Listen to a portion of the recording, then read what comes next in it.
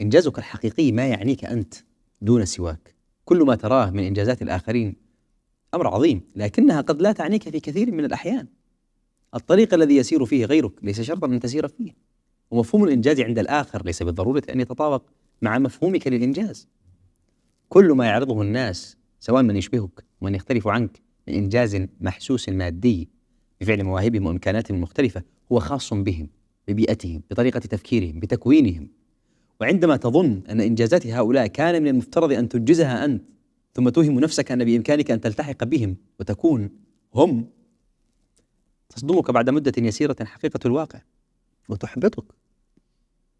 تعود أن تتقبل هذه الحقيقة، أن الجميع ليس أنت، وأنك لو أنفقت عمرك في تحقيق إنجازات غيرك لما وفقت لذلك، وأن الإنجاز ليس شيئا محسوسا فحسب. تستطيع مثلا أن تقلع عن عادة سيئة حملتها معك منذ سنين